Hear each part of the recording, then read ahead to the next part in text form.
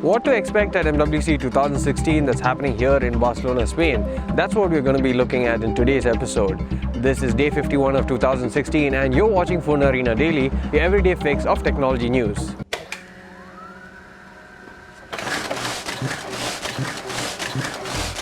Feb 21st, which is also considered to be the day -1 of MWC, will see three main events, the first of which is LG, which is set to take place at 2 p.m. It'll see the announcement of the LG G5, which is the next flagship smartphone from LG running on Android 6.0 Marshmallow.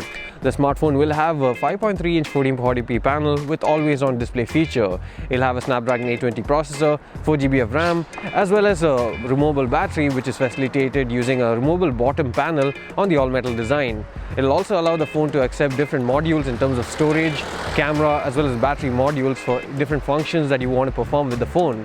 The phone will also have a fingerprint sensor, BNO Play audio, which should give it a much better acoustic performance than other phones, and it'll have a dual camera sensor at the back with laser autofocus. Also happening at the same time is Huawei's MateBook event, which is also set to take place at 2 p.m. just around the same time as the LG G5 event. The MateBook is expected to be a hybrid laptop with a 12.9-inch display and running Windows 10. The device is expected to have a removable keyboard and a stylus input just like the Microsoft Surface series. The final event on Feb 21st will be the Samsung event, which will see the introduction of the Galaxy S7 and S7 Edge. The main difference between the Galaxy S7 and S7 Edge is the screen size. While the S7 will be a 5.1-inch device with a 1440p panel, the S7 Edge will be a 5.5-inch device with a panel of the same resolution. Both of them will have pressure-sensitive displays with always-on display feature. The S7 will have a battery capacity of 3000 mAh, while the S7 Edge will have a battery capacity of around 3600 mAh, both of which are a big upgrade compared to the previous generation. For the same reason, both handsets are also expected to be a bit thicker as well, but we are in for the better battery capacity. On February 22nd, we are expecting Sony to launch a new Xperia VR headset to compete with Samsung's own Gear VR headset.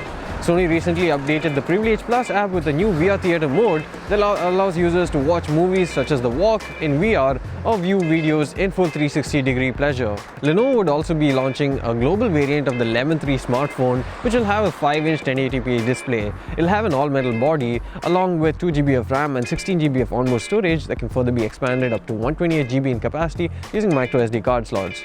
They'll have a 13-megapixel camera at the back along with a 5-megapixel camera at front, and it'll have 4G LTE support along with support for dual micro SIMs.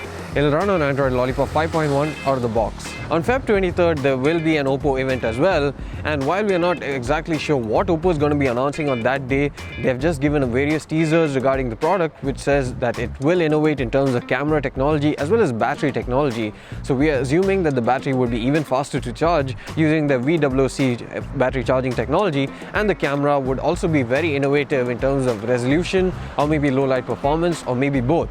On Feb 21st, we'll also have a special media preview of the upcoming Xiaomi Mi 5 smartphone. The smartphone is expected to pack a 5.2-inch 1080p display along with a Snapdragon 820 processor. There'll be two variants of it, one with 3GB of RAM and 32GB of onboard storage, while the other will have 4GB of RAM and 64GB of onboard storage. The devices will have a microSD card slot along with support for dual SIMs and 4G LTE connectivity. The battery is said to be around 3600 mAh in terms of capacity and would be non-removable.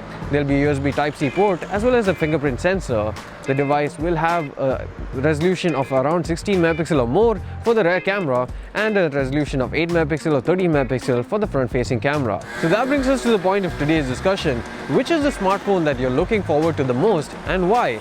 Do let us know in the comment section below, and see you again tomorrow with all of the latest technology news and the gadgets right from the MWC show floor. Thanks for watching.